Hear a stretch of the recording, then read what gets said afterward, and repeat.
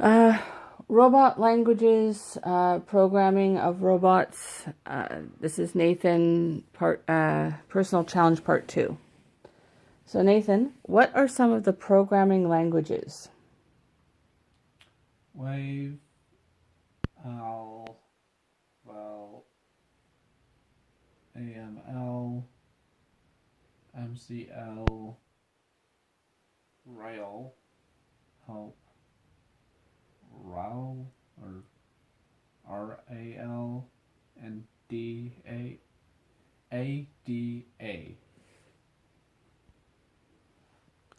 Okay, we'll start with the first one. Wave, you were saying. What is wave? Developed by Stanford or demonstrated robot hand-eye coordination while it was implemented in the machine vision system. And val? Arm movement in joint world and tool coordinates, keeping speed and control. Val, help, MCL are for simple tasks. But what are the other ones for?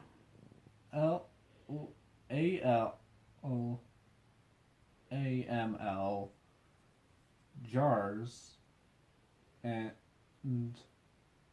ADA have structural modular programming capabilities.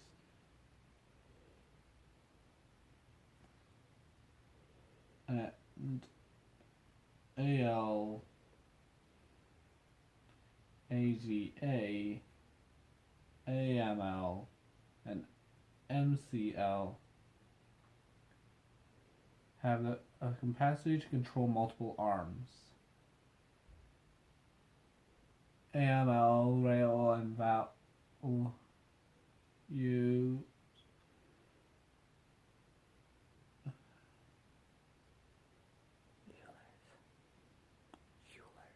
Euler's angle while manipulate these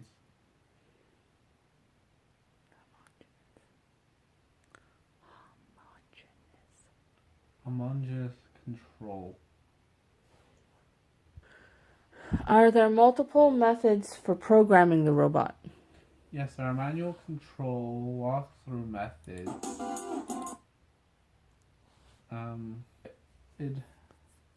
Sorry, say that again? The third is lead-through method, and programming method 4 is offline method. All right, so you said the first one was the manual method. What does that mean? This method is not really programming in the conventional sense of the word. More like signing up a machine rather than programming. It is a procedure used for simpler robots, such as my 2 units. And the walkthrough method? This method, the programmer manually moves the robot arms and hands through the motion sequence of a work cycle. Each movement is recorded in memory and subsequent playback during production. And the lead through method? The lead through method makes use of teach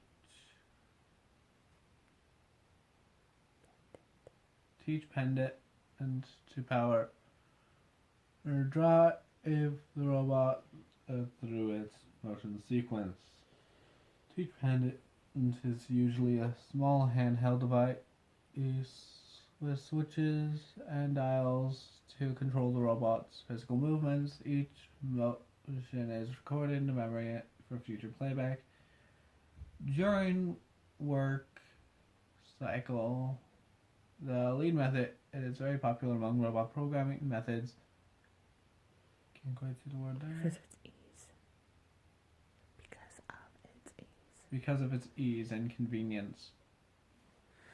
And finally, the offline programming method. This method involves preparation of the robot or program offline in a manner similar to NC part programming. Offline programming is typically accomplished on a computer terminal after the program is prepared. It is entered into the robot memory for use during the work cycle. The advantage of offline programming is that the production time of the robot is not lost to delay in teaching in the robot a new task. And then there are multiple generations of languages, are there not? Yes, the first generation offline in programming used in combination with speech pendant. Val is an example of this kind, handling essentially data and communications with other computers. Also branching 1-0 interface commands for a sequence of motions, movement of arms and body, opening and closing the ends of the effectors can also be done. And second generation? AML, Val 2, Rail, and MCL, etc. Structural programming language is performing complex tasks apart from the straight line in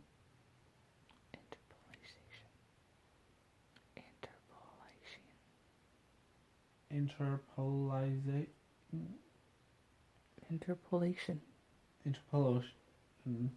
performs complex motions. Force, torque, slip, and other sensors can be fixed in joints. Wrist gripper and the robot controller is capable of communicating these for better motion control. Second generation programming can recover from any malfunction by activating some other program. Data processing, file management, and keeping all records is done. We're only in a task oriented object level language. More advanced language is world modeling. Task is defined by a command. Example, tighten the nuts program should be capable for performing step-by-step functions to accomplish the objective of tightening the nut. Intelligence is required. Artificial intelligence and hierarchical control system. Computer control and robot software. To move the robot out in proper sequences, it should be programmed through teach pendant. There.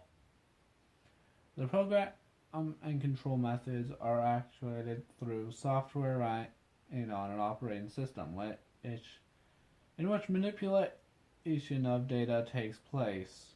The robot has three basic modes of operation: motor mode, run mode, or execute mode, and editor mode. Motor mode. Programmer defines locations, load particular information in register save, transfer program from storage onto computer memory, back and forth into edit and run mode. Okay. Programmer can edit it or change set of instructions of existing programs or introduce a new set of information. Move back and forth into edit or run mode. And end command is given. Tap. Hang on. Go. Run or execute mode. Predefined tasks can be executed if in run mode.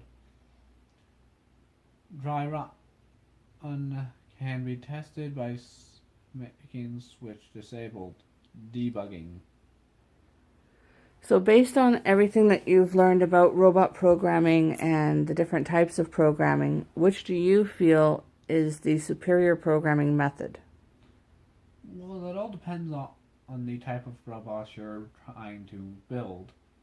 If it's a simple robot, then I'd suggest using the block programming method. Normally, you put in certain robot kits. Although, for more complex actions and stuff like that, I personally would suggest the more complicated method of programming. That's much more well known. The robots that you built, do you remember which type of programming they were using? Well, the first robot didn't really have a programming system. It was closer to building a remote control vehicle. The second robot, I used the block programming method. How do you feel about the idea that you will be working in the robotics field later on in life? Definitely a very interesting idea. Robots can change the world if built right. Of course, the opposite can be true as well. If a robot is built incorrectly or designed, programmed, etc., in the wrong way, it could ruin everything. How do you feel robots can tie into the cities of the future? Well, I see that robots doing a lot of maintenance and dangerous jobs that most humans shouldn't be doing, really. Although they are forced to due to the fact that someone needs to do them. So why not change that someone into a something? Do you see them in a servant capacity, like maybe in the household serving drinks and stuff, or more in the working industry? Much more in the working industry. I honestly doubt that people are going to be able to afford those kind of robots because they need waterproofing to make sure if something's spilled on them they won't malfunction and just break. All that. Not to mention how long the programming would take would bump up the price quite drastically. You don't see robots becoming mainstream in the future? In larger cities, yes. Mainly in the workforce. Replacing police officers on the field with armored machines, remotely controlled from somewhere safe. Examples of that are already in play. There are robots for bomb defusing and other such dangerous jobs. I believe in the US they're already working on a police robot that it's going to be armored and remotely controlled with an audio system so it can actually talk to the person, which could actually be quite useful. Anything else you would like to add before we wrap this up?